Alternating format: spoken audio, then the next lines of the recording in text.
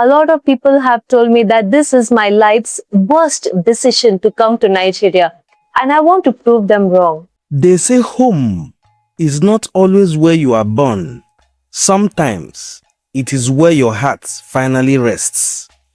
Meet Jessica Williams, born and raised in the bustling heart of New Delhi, India, a world of spice markets, Bollywood music, and the Sakar River Ganges.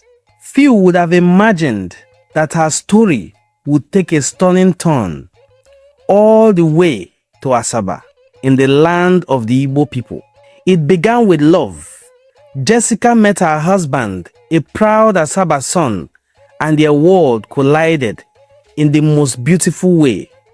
After years of building a life together in India, the couple made a stunning decision that surprised many. They were coming home to Asaba, to Igbo land, his home, and Jessica was ready to make it hers. When my husband told me that he was to come back to Nigeria, I was a bit nervous because what we see on the news channel and everything, you know how it is.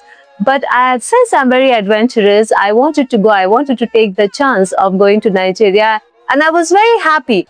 But I also had a plan B in case this doesn't work for us. We are going to come back or start something. Let's see. When I first arrived at Asaba, I was nervous. I won't lie.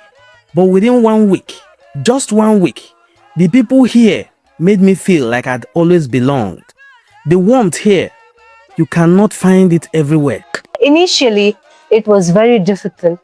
Well, let's talk about food, let's talk about climate. It's very hot and it was very, very difficult, especially where we live. We live very inside. But gradually, I started liking it. The perspective here, this side is really good. Even when I go to marketplace, they welcome me. They welcome me really well. Asaba, the gateway of the Niger, a city pulsing with culture, history, and an irresistible pride of identity. For Jessica, it was culture shock and culture love all at once. Beba. The most memorable moment was when the task force police people, they would stop us and they would ask for my husband particulars. Before he could even bring it out, you know, they would look at me and say, "Where are you from?" And I'll say, "India." And they would be so happy, like it's like they have been to India. I feel at home. And they welcome me, they greet me, they say, "My wife, you're welcome. Our wife, you're welcome." This is the outside picture. But it is the culture that truly captured Jessica's soul. The Igbo people, known for their resilience, their entrepreneurial spirit, and their deeply rooted traditions, welcomed this Indian daughter into their fold, and she embraced every bit of it. And perhaps the most profound declaration of her love for this culture, the names she gave her children. One of her children is Uzoamaka. It means the road is very good. So you travel it again and again. These are not just names, they are declarations. They tell her children, you belong here.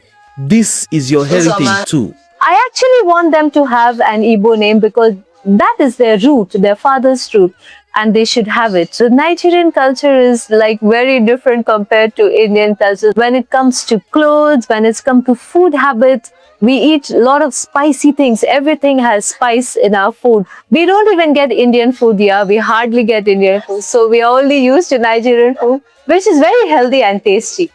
From the temples of Delhi to the red earths of Asaba, Jessica Williams has crossed more than continents. She has crossed into a community, a culture, and a calling. In a country that often sees difference as division, Jessica Williams is a living reminder that culture, when embraced with an open heart, has the power to unite us all. This is Asaba, this is Nigeria, and this is home.